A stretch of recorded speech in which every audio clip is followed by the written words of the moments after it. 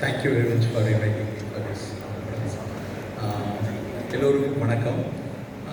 2 நாட்களாக ஒரு தொடர்ச்சியாக மரபு சார்ந்த பாரம்பரிய அரிசி ரகங்களினுடைய பல்வேறு அதனுடைய உணவியல் கூறுகள் மற்றும் அதனுடைய வளரியல்களில் வரக்கூடிய பல்வேறு சவால்கள் மற்றும் அதை சந்தைப்படுத்துவதில் இருக்கக்கூடிய சிக்கல்கள், அதைத் தொடர்ந்து அரசின் மூலமாக நாம் பெற வேண்டிய விஷயங்கள், இவற்றையெல்லாம் நிறைய 2 நாட்களாக விவாதித்து கொண்டே இருக்கிறோம். எனக்கு கிரியேட்லேருந்து எனக்கு அனுப்பியிருந்த இந்த நிகழ்வு குறித்து சொல்லும் பொழுது, நீங்கள் எது குறித்து சில விஷயங்களை பேச வேண்டும்னு சில குறிப்புகளை கொடுத்துருந்தாங்க. அந்த அடிப்படையிலையும் சில விஷயங்கள் பொதுவாக மரபு சார்ந்த அரிசி விஷயங்களில் நான் பார்த்த சில அனுபவங்களையும் உங்களோடு பகிர்ந்து செல்லலாம் என்று நினைக்கிறேன். முதல் விஷயம், நான் நேற்றும் வேறொரு பணி நிமித்தமாக கோவைக்கு செல்ல வேண்டியதுனால நேற்று வர முடியல.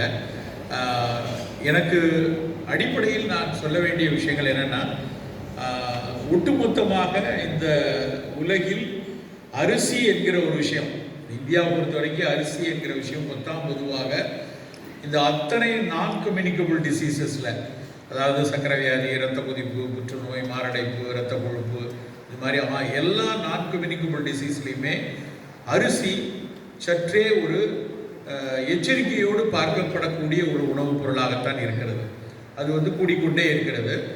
அப்போ அந்த இடத்துல ஒட்டுமொத்தமாக காப்ஸை குறைக்கணும், இது த்ரூ அவுட் த வேர்ல்டு நடந்துட்டு இருக்கிற விஷயம். நம்ம ஊர்லேயே இது அதை பற்றின படித்த சமூகத்தினிடையே அரிசி அப்படிங்கிறது ஒரு அதீத கார்போஹைட்ரேட் கொண்ட ஒரு பொருளாக பார்க்கக்கூடிய ஒரு சூழல் இருக்கிறதுனால, so I can talk both in Tamil and English. I am not a orator in English generally. I will as much as possible I will translate. So first தமிழ்ல சொல்லிடுறேன். அரிசி அப்படிங்கிற ஒரு விஷயம் திரும்ப திரும்ப ஒரு அதீத கார்போஹைட்ரேட் இருக்கக்கூடிய ஒரு பொருளாக பார்க்கப்பட்டு கொண்டே இருக்கிறது. தட் மீன்ஸ் எந்த ஒரு நான் கம்யூனிகபிள் டிசீஸனுடைய 3 மேஜர் டிசீஸ், சர்க்கரை வியாதி, இரத்த கொதிப்பு, புற்றுநோய், இந்த 3லையுமே we should take only low glycemic food அப்படிங்கிறது உலகம் முழுக்க இருக்கக்கூடிய ஒரு நியதி. So rice is always seen by almost throughout the world. All the nutritional scientists are thinking that rice is a high glycemic food in general. But it is not completely true. If you take only a polished rice, polished white grain rice is almost having 75 plus. The glycemic index, if you take 75 plus, the carbs is almost 75%. Almost in the most of the now the hybridized varieties of white rices having 75% plus in the, that's why this all called as a high glycemic rice. But when we tested almost I think almost 20 years before, when I first get into this subject, I have an inquisitiveness towards and identifying the rice variety called Manichamba. As a Siddha physician, I learned about Manichamba, one variety. In that Manichamba, in my pharmacology, Siddha pharmacology, they have a verse. There is a verse described about the benefit of Manichamba. That still I have a remember of the verse. That the first 2 line is நல்ல நீரிழிவை போக்குங்கான் மெல்ல பசியளிக்கும் மணிச்சம்பா. This is the 2 phrase in Siddha system of medicine. They indicated this manichamba is good for diabetic. So when I dig into that words, நல்ல நீரிழிவை போக்கும் மெல்ல பசியளிக்கும், the word மெல்ல பசியளிக்கும் means it will give a sustained energy, or it will have a very the next meal we can take it little later, we can understand like that. So it should be a staple food which will release the glucose in a sustained manner. That was my assumption with that word mella pasiyalikum. So with that point I searched for Manichamba where it is available. I went from Tungabhadra or Sikara area to here with Sivaraman sir guidance. I went up to the delta.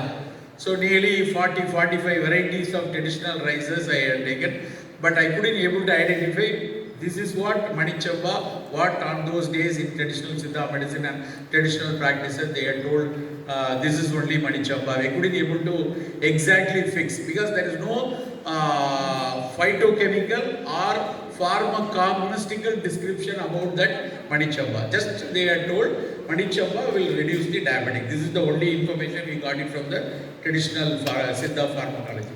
But at the time, when we do in vitro studies as well as the low glycemic index studies with nearly 45 plus traditional rice varieties, here and there we have taken some Papatlal varieties in Andhras and some in Arisikara we have taken few varieties with the traditional Sona Musris as well as from, I cannot able to remember all the varieties, nearly 40 varieties we have taken. But one astonishingly we found everything is little lower than the normal white only polished rice.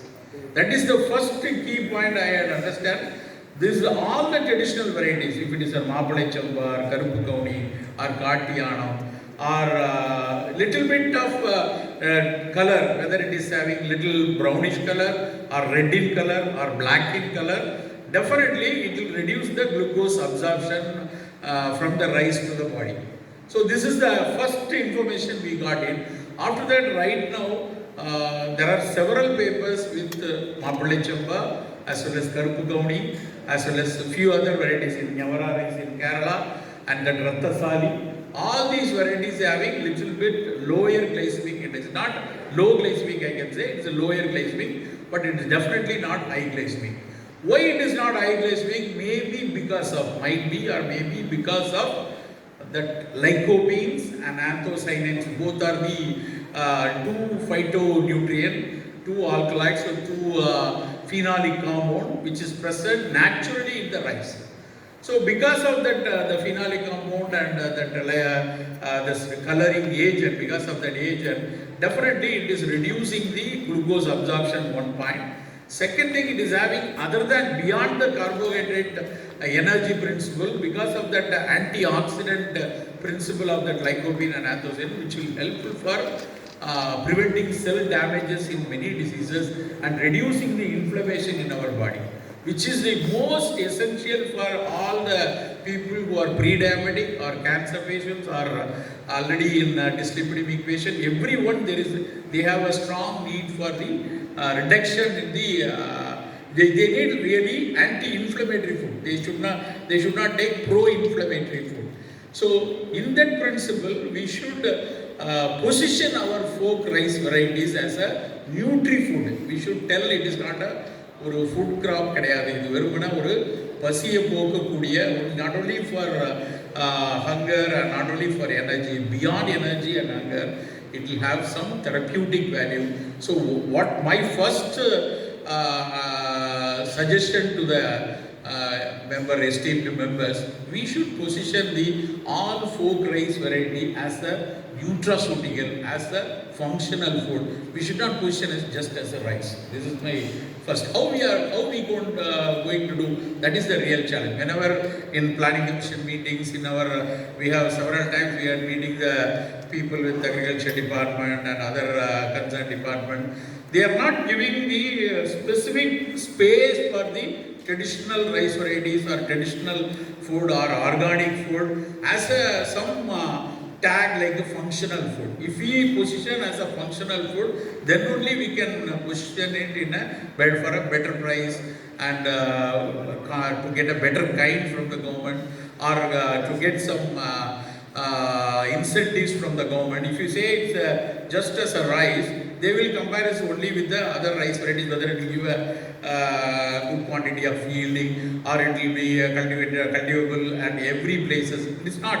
We cannot able to cultivate everything. Nyavara cannot be cultivated in a delta place. It should be, it's geographically wherever the rice cultivated on those days, that area only when it is cultivated, it will get the real traditional benefits as well as the current what are the nutritional claims we are giving. It should be grown on that specific spaces. So